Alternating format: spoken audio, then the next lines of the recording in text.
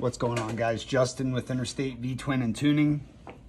Want to do a little bit of a product review mixed in with a little bit of information on base map versus dyno tuning, and hopefully it helps somebody out. So 2 months ago or so, had a chance to purchase an old police bike. It was a 19 with 114, and what I decided to do with this bike was to do some standard modifications to it, some stuff that the average Joe does, some not so high dollar parts, and then the cam choice was based off of just lack of information out there on a product that I thought was going to be pretty good and that I could always change out if I wasn't happy with said product. So we started off with a factory takeoff ventilator, backing plate with stock cover. We did the Fuel Moto BMF filter element. We did a Redshift 472 cam, upgraded the cam chest, the pump, and all that. Did the decatted headpipe with a cutout and welded in a new piece. We didn't drill it out. I know there's different ways that people like to go about doing that. This was completely cut out with a new section welded in. And then I had a set of Vance & Hines Torker 450s laying around the shop, so we ended up using those. From there, from the lift, I basically took it down the street and back, rolled it onto the dyno, and this is what we came up with. We had 98 horsepower with 119 foot-pounds of torque, and obviously terrible air-fuel ratio, both front and rear, with a factory tune. So I had heard about Fuel Moto having these inserts, and it's basically a piece of pipe that has a tab cut out and is used in the slip-ons to help with creating back pressure after you open up that head pipe. So this run was done on 12/29 on 1/5 of 23. Those inserts came in, took about 15-20 minutes to put them in, and we still have shit for our air fuel. There's no change in the tune, really no change in peak power either, maybe gained 1 or 2, but the curvature here changed a good bit. Yesterday I had a chance to come in here and actually play with the bike and put a base map in it, and I said, okay, let me think of how someone who's doing this on a budget, who doesn't have resources, would go about doing this. Went to the DynoJet website, got the closest thing that I could find, and plugged it into the bike, with the exception of making changes to the speed limiter and the throttle sensitivity. And this is what we ended up coming up with. So we gained an additional 4 horsepower, an additional 4 foot-pounds of torque. Again, not really the concern at the moment, and we still have a AFR that needs to be addressed. But again, the curvature, we held our torque longer, we held our power, we got higher numbers, and then obviously we were able to kind of run it all the way to 6 grand. After that, I said, let me go in and just shoot from the hip. I made some quick changes, and this is just to the VE, made some changes to the VE tables based off of where we were here. And then again, we're close, we still need a little work, but from where we had started, even with a base map, just the changes made here, we gained 6 foot-pounds of torque and 10 horsepower. Okay, and this is still not dyno tuned, so we're talking, we started at 119 and 98, and now we're at 130 and 114. Don't know why I'm saying it backwards, but I don't know, to each their own, right? Spent a little bit of time on the dyno. I didn't have much time, had a lot of people stopping by because the doors were open, airing out the shop, and everybody hears an engine screaming. They come and hang out, so, which isn't terrible, but you don't get as much done as you would like.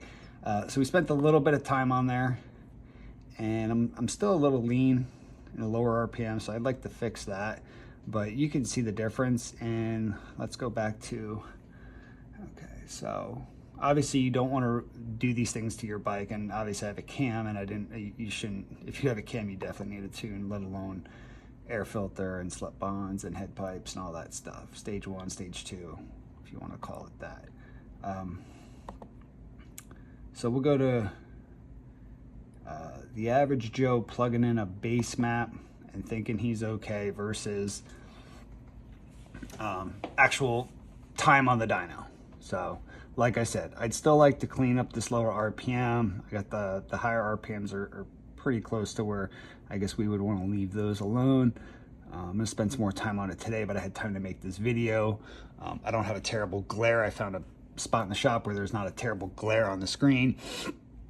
But I want to put this in a perspective, as everybody always focuses on power and torque and power torque, and this doesn't look too terrible here, the way the 3 graphs are lined out. When I go to a single graph, yeah, that's what you're leaving on the table, okay? This is, the green line is you running a base map, and your bike runs great, because 124 foot-pounds of torque is fun, okay? I've ridden bikes that have that. That's what they end up with. They're a blast. I've got a soft tail here on the left. That bike's a freaking blast. It makes just under 100 horsepower and like 115 torque. It's got a Woods 22X cam in it.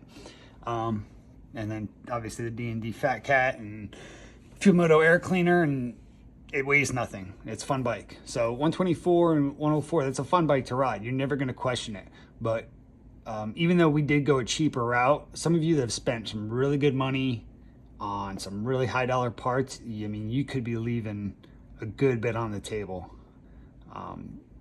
You're talking 104 when you could be in the 120s.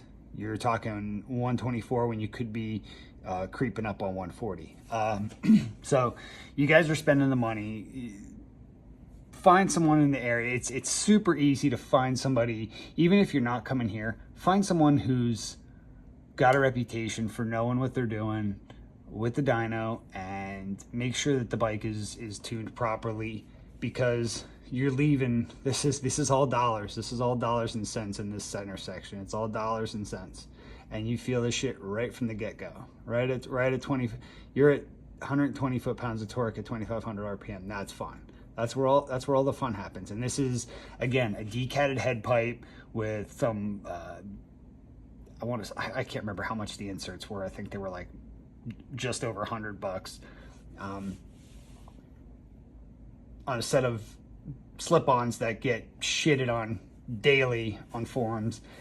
So our exhaust selection, even though these bikes love the right exhaust, our exhaust selection is not ideal by the standard of anybody, even myself before yesterday when I ran this bike on the dyno.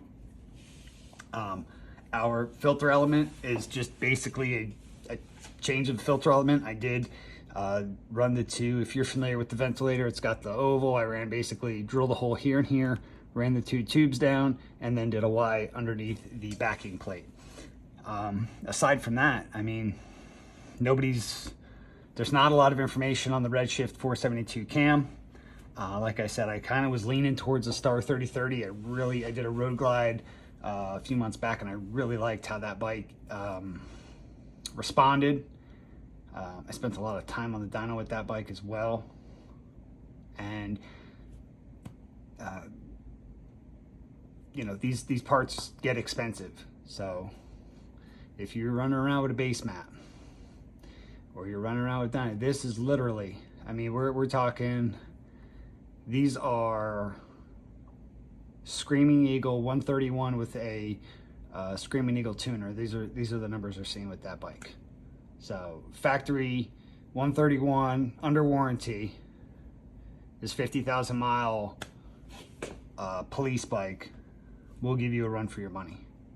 And I can't recall the curvature of those lines, but again, peak numbers, or Mike at A1 did a great video of 2 bikes that had different setups at similar peak numbers, but the curvature was very, very different. So I'm gonna spend some more time with this bike and try to clean up this this high side on the front, and this just barely on the rear. Try to get that cleaned up a little bit. Maybe that'll take that slight little, I that slight little dip here out. I'd like for that to just go a little smoother right there. That would be beautiful. But again, base map versus a dyno tune, and that's not even completed. That was just a quick session I did. And then again, Fuel Moto with their inserts before and after. That's putting that in perspective versus the 3 graph layout. So that was a set of $100 inserts with a pipe that came on the bike, cut, weld, and then of course the inserts are just drill out your baffle, slide your insert in, tighten it up, and the whole line changes. Hopefully this helps someone out. It's just over a 10-minute video. Like I said, it's regardless of the cam selection, I have, you know, there's very little information on the Redshift cam, and even on Zipper's website. I'm not gonna go into every dyno reads different, but the power and output and the curves that we saw here are not what I expected based off of what I saw on their website. So I'm very happy with that. I'm going to try and better it a little bit. But like I said, your money, guys. You could be here, you could be there. Hopefully this helps somebody, anybody. Stay safe.